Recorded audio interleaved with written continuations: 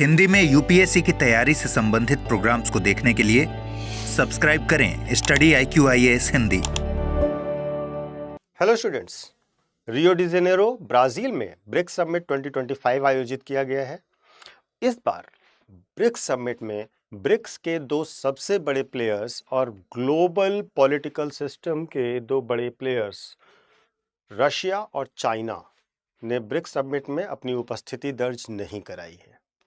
साथ ही साथ अगर हम देखें तो अमेरिकन प्रेसिडेंट डोनाल्ड ट्रंप ने ब्रिक्स को लेकर दूसरी बार धमकी दी है और ये धमकी उन्होंने दी है कि अगर ब्रिक्स के देशों ने अमेरिकन डॉलर के अगेंस्ट कोई भी कदम उठाया तो वे 10% का अतिरिक्त टैरिफ इन पर लगाएंगे। अब इन दो बड़े देशों का यहाँ ना आना प्रश्न चिन्ह उठाता ही है, क्योंकि ट्रंप ने इससे थोड़ा समय पहले 100% टैरिफ अलग से लगाने की भी बात की थी। तो वास्तव में ये माजरा क्या है? क्या है डॉलर को लेकर के अमेरिका का डर, और इसके साथ साथ भारत की भूमिका ब्रिक्स और ग्लोबल साउथ में क्या है? ये है हमारे इस वीडियो के मुख्य मुद्दे। तो शुरू करते हैं आज का वीडियो और हम इन सब पहलुओं पर चर्चा करेंगे।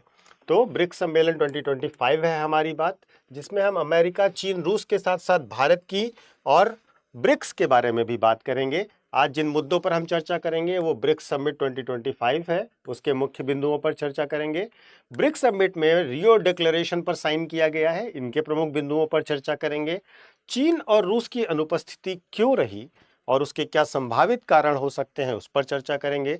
ट्रंप ने टैरिफ को लेकर के किस प्रकार से और क्या धमकी दी, उस पर चर्चा करेंगे। और इसके साथ साथ भारत के लिए निहितार्थ क्या है इसके, उस पर चर्चा करेंगे। और वीडियो के लास्ट में हमेशा की तरह आपको अभ्यास प्रश्न भी देंगे। तो शुरू करते हैं वीडियो को शुरू करने से पहले हमेशा की तरह मैं आपको टेलीग्राम चैनल बता देता हूं, यूपीएससी मेंटोर पंकज सर, इस पर आप ज्वाइन कर सकते हैं और यूपीएससी से रिलेटेड वीडियोस, उसकी पीडीएफ, सब कुछ आप यहां से प्राप्त कर सकते हैं। करंट अफेयर्स का एक वाइड सेगमेंट है और आप उससे तैयारी को लेकर के जब भी कभी कोई इश्यू है या यूपीएससी की तैयारी को लेकर कोई इश्यू है तो आप हमसे कॉन्टैक्ट कर सकते हैं। तो चलिए आगे बढ़ते हैं। ब्रिक्स समिट 2025 के प्रमुख बिंदुओं पर चर्चा करते हैं।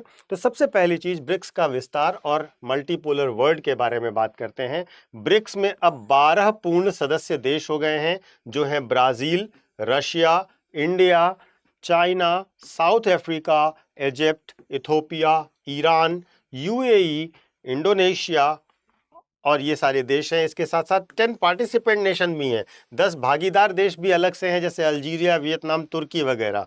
अगर हम इन सभी देशों को 12, 10, 22, 12 जो पूर्णकालिक सदस्य हैं और 10 जो है जो सदस्य देश, जो भागीदार देश है जिन्होंने ब्रिक्स सम्मेलन में भागीदारी करी, इन सबको मिलाकर देखें तो यह 60% ऑफ ग्लोबल जीडीपी है और विश्व की 75% आबादी ब्रिक्स देशों में रहती है। यहाँ से जो आवाज़ उठती है वो ग्लोबल साउथ की आवाज़ होती है और निश्चित तौर पर इस पर पूरी दुनिया का असर होता है। वास्तव में इस पूरे समिट में वहाँ के ब्राज़ील के राष्ट्रपति लूला ने मल्टीपोलर वर्ल्ड और समावेशी वैश्विक शासन पर बहुत ज़्यादा जोर दिया। सबसे बड़ा फोकस था न्यू डेवलपमेंट बैंक, जो कि ब्रिक्स का बैंक है, उसके अंतर्गत मल्टीलेटरल गारंटी इनिशिएटिव शुरू किया जाए और स्थानीय मुद्राओं में व्यापार किया जाए। इस मुद्दे पर आएंगे, डिटेल में चर्चा करेंगे क्योंकि ये बहुत इंपॉर्टेंट टॉपिक है। तो चलिए रियो डिक्लेरेशन के प्रमुख बिंदुओं पर बात कर लेते हैं। सबसे पहले वैश्विक शासन में सुधार की बात की गई है रियो डिक्लेरेशन में। जो वैश्विक शासन में सुधार की बात यह है कि ब्रिक्स डिक्लेरेशन में यह कहा गया है कि यूएन सिक्योरिटी काउंसिल, जो संयुक्त राष्ट्र की सुरक्षा परिषद है, उसमें सुधार किया जाए, सुरक्षा परिषद में सुधार किया जाए, अन्य देशों को इसमें शामिल किया जाए, जिसमें भारत को और ब्राजील को स्थायी सीट यानी कि परमानेंट मेंबरशिप देने की मांग की गई है। ग्लोबल साउथ की आवाज को आईएमएफ और वर्ल्ड बैंक जैसे संस्थानों में और मजबूती से रखने का वादा किया गया है।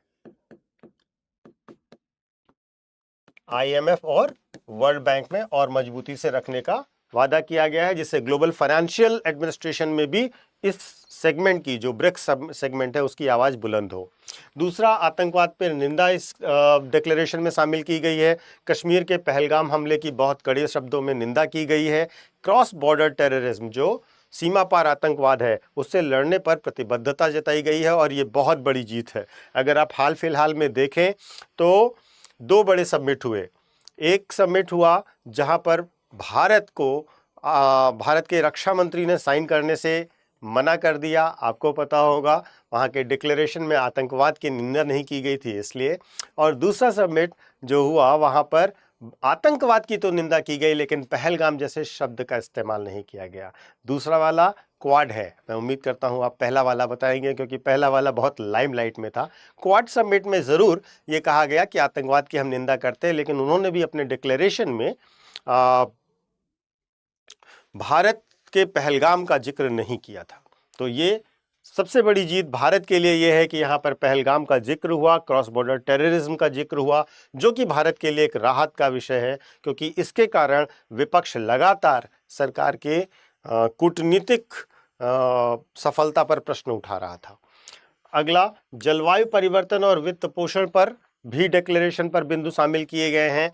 ब्रिक्स में ब्रिक्स क्लाइमेट लीडरशिप एजेंडा बनाया गया है और leaders framework declaration on climate change, इन 2 पर घोषणा साइन की गई है। मैं फिर से बोल देता हूं, ब्रिक्स क्लाइमेट लीडरशिप एजेंडा और leaders framework declaration on climate change, इन 2 पर साइन किए गए हैं। और ट्रॉपिकल फॉरेस्ट फॉरेवर फैसिलिटी पर चाइना और यूएई ने निवेश करने का वादा किया है। तो ये बड़े घोषणा है जो वित्त पोषण के लिए हैं और ये महत्वपूर्ण है एनवायरमेंट के लिए। इसके बाद स्थानीय मुद्राओं में व्यापार, वास्तव में ये वो मुद्दा है जिसको लेकर के ट्रंप भड़के हुए हैं। ठीक है, और इस मुद्दे को ज्यादा बेहतर ढंग से समझने की आपको जरूरत भी है। वास्तव में पूरी दुनिया जब से ट्रंप आए हैं तब से भी और उसके पहले भी हल्की फुल्की बात करती थी, लेकिन अभी बहुत ज्यादा स्ट्रांग वॉइस आ गई है और स्ट्रांग वॉइस आई है डी-डॉलराइजेशन की, यानी कि डॉलर का प्रयोग कम से कम किया जाए, अपनी मुद्राओं में व्यापार किया जाए। वास्तव में ब्रिक्स ने पिछले समिट में भी ब्रिक्स करेंसी पर चर्चा की थी। ब्रिक्स करेंसी अगर आती है तो ब्रिक्स देश आपस में ब्रिक्स करेंसी में ट्रेड करेंगे। यद्यपि भारत ब्रिक्स करेंसी को सपोर्ट नहीं करता, भारत ने कहा कि हम लोग अपनी अपनी करेंसी में ट्रेड करते हैं। ठीक है, जो स्थानीय मुद्रा है, जैसे भारत वाले रुपए में करें, चाइना वाले रेनबीबी में करें, तो द थिंग इज स्थानीय मुद्राओं में ट्रेड किया जाए। युआन बोलते हैं रेनबिनबी को और बोलचाल की भाषा में। तो स्थानीय मुद्राओं में व्यापार करने पर सहमति जताई गई है, जो कि एक बड़ा डेवलपमेंट है। वास्तव में न्यू डेवलपमेंट बैंक है उसके माध्यम से कहा गया है कि ब्रिक्स मल्टीलेटरल गारंटी इनिशिएटिव शुरू किया जाएगा, जो कि स्थानीय मुद्राओं में ट्रेड करने को प्रोत्साहन देगा। ये एक पायलट परियोजना की तरह लॉन्च करने पर सहमति बनाई गई है। इसके साथ साथ आप लोगों ने स्विफ्ट के बारे में पढ़ा होगा और ये डिसाइड किया गया है कि स्विफ्ट से अलग, यानी कि स्विफ्ट से स्वतंत्र एक और स्थानीय मुद्रा में भुगतान प्रणाली को डेवलप किया जाएगा। तो इस प्रकार से स्थानीय मुद्राओं में गवर्नेंस को और व्यापार को लेकर के भी इस डिक्लेरेशन में बहुत क्लियर कहा गया है। और अगला बड़ा डिक्लेरेशन एआई गवर्नेंस और सामाजिक सहयोग पर है, जिससे पीपुल टू पीपुल आदान प्रदान बढ़े, सामाजिक सांस्कृतिक सहयोग को मजबूत किया जा सके, ठीक है, डेटा दुरुपयोग को रोका जाए। तो ये सब ब्रिक्स के रियो डिक्लेरेशन के पार्ट है, जो अभी साइन हुआ है थोड़े समय पहले ही, मतलब आज ही। अब आते हैं उस मुद्दे पर जो मुद्दा लोगों को अट्रैक्ट कर रहा है, जो मुद्दा विवाद पर भी एक तरीके से जा रहा है कि रूस और चीन, एक्चुअली चाइना का ये ड्रीम प्रोजेक्ट है और चाइना इसमें बहुत लीड करता रहा है हमेशा से। अगर हम कहें तो पिछले 12 साल में कभी भी ऐसा नहीं हुआ कि चीन के राष्ट्रपति ने ब्रिक्स समिट अटेंड ना किया हो, और पहली बार जो शी जिनपिंग है वो 12 साल में पहली बार ब्रिक्स समिट में नहीं आए। वे अपने प्रीमियर ली क्योंग में ही रहे और नहीं आए ये ब्रिक्स समिट। और दूसरा, व्लादिमीर पुतिन ये भी नहीं आए, लेकिन इनके पीछे एक रीजन ये था कि आईसीसी ने इनके खिलाफ जो अरेस्ट वारंट जारी किया हुआ था, इस वजह से इन्होंने कहा कि हम नहीं आएंगे और ये वीडियो कॉन्फ्रेंसिंग से जुड़े। अगर चाइना की बात करें तो चाइना में इस समय इंटरनल डिस्टर्बेंस जैसी स्थिति है और चाइना की इंटरनल सोशल पॉलिटिकल कंडीशन बहुत अच्छी नहीं है। कई सारे न्यूज़पेपर्स जिनपिंग के भविष्य पर भी प्रश्न उठा रहे हैं, यद्यपि चाइना के अंदर क्या चल रहा है इसके बारे में एग्जैक्ट जानकारी अभी तक किसी को नहीं है, तो उस पर कोई गेस नहीं करते हैं। सिर्फ ये हम मानते हैं कि जिनपिंग आए नहीं, उन्होंने अपनी लोकल आवश्यकताओं को प्राथमिकता दी बजाय ब्रिक्स के। तो विश्लेषक लेकिन इसके बारे में ये कहते हैं कि ब्रिक्स में अब एकजुटता नहीं रह गई है, क्योंकि सबसे शक्तिशाली 2 देश इसमें शामिल नहीं हुए। मैंने अभी एक आर्टिकल पढ़ा, वो आर्टिकल बहुत अच्छा उसका टाइटल था। वो टाइटल कहता है कि it is bricks without cement, यानी कि जो बाइंडिंग फोर्स है वो नहीं रहा, ईंटे ईंटे बचे हुए हैं। खैर, ये अच्छा टाइटल लगा तो मैंने आपके साथ शेयर किया। ट्रंप ने जो धमकी दी थी उसके बारे में भी बात कर लें, क्योंकि ट्रंप साहब धमकी देने के लिए मशहूर हो गए हैं। अगर आप देखें तो ट्रंप साहब 2 ही चीज़ों के लिए मशहूर हैं, एक धमकी देने के लिए और दूसरा सीज फायर कराने के लिए। तो ट्रंप साहब ने धमकी दी। उन्होंने 7 जुलाई 2025 को ट्रुथ सोशल पर कहा कि ब्रिक्स की अमेरिका विरोधी नीतियों का समर्थन करने वाले देशों पर 10% अतिरिक्त टैरिफ लगाया जाएगा। पहले 2025 में, जनवरी 2025 में उन्होंने ब्रिक्स मुद्रा या डॉलर को चुनौती देने वाली किसी भी मुद्रा का समर्थन करने पर 100% टैरिफ की धमकी पहले से दे रखी है। तो इनको जब कुछ भी नहीं समझ में आता तो ये टैरिफ की धमकी देते हैं, और ये एक तरीके से टैरिफ टेररिज्म कर रहे हैं अगर कहा जाए तो ये टैरिफ की धमकी है। डोनाल्ड ट्रंप की धमकी की वजह से ही ब्रिक्स समिट ज़्यादा सुर्खियों में आया। वास्तव में ब्रिक्स समिट की सुर्खियों में आने के 2 ही रीज़न है।